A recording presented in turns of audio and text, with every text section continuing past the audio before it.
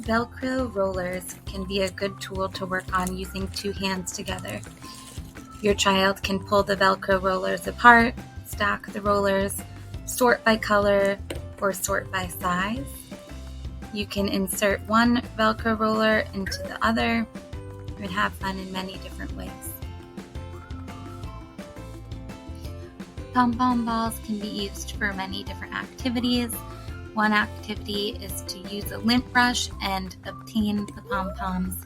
Have your child use two hands, one to hold the lint brush and one to pull the pom-poms off. You can work on specific colors. You can work on in-hand manipulation by picking up multiple pom-poms at the same time. You can work on using a tool by having the child pick up specific pom-poms with the lint brush, and so on.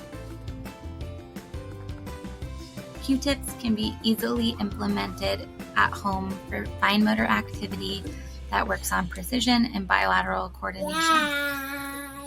You can use an old coffee cup washed out, a Parmesan cheese container, or a can with holes cut in the top cover in order to have the child place the Q-tips in the target. If you choose a light enough container, the container will fall over unless they stabilize with their non-dominant hand. To grade the task to make it harder, you can add in cotton balls and have the child choose within the Parmesan cheese container which side each item will fit. In.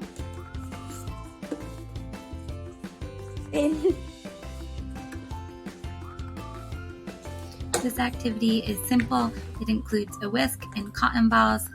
The challenge will be for your toddler to take the cotton balls out of the whisk or to place back in. Ripping tissue paper is a fun activity for toddlers. You can work on using two hands doing the same by pulling apart, two hands moving in different directions by pulling forward and back.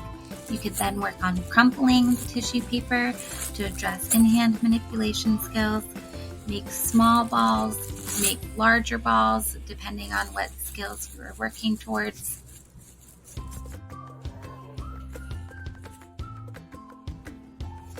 Using cotton balls to pull apart works on the pincer grasp, but also using two hands together. You can then transfer this activity to a craft such as a sheep or a ghost where you're gluing the pieces onto a paper with an outline design. Using a tissue box is a very simple tool. Your toddler may be interested in putting objects in and taking objects out, shaking the box to see what sounds you can make, work on labeling the animals or the items that are hidden within the tissue box. Most of the time your child will need to use two hands, one to stabilize the box since it's light, and one to manipulate the toys within the box.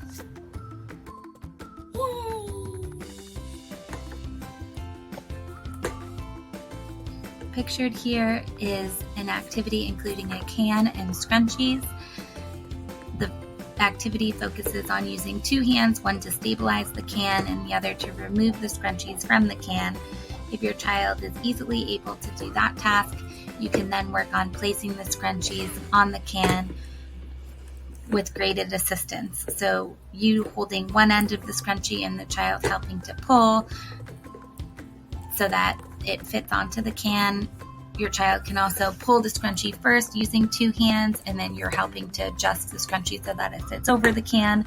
You can substitute different objects depending on what you have at home to make a similar craft to this.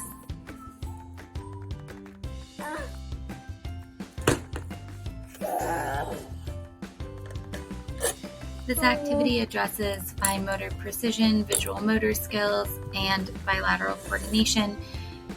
Pictured is a tissue box that has little slits for popsicle sticks.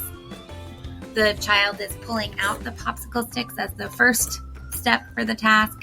Next, an older child may be able to place the popsicle sticks in the designated slots.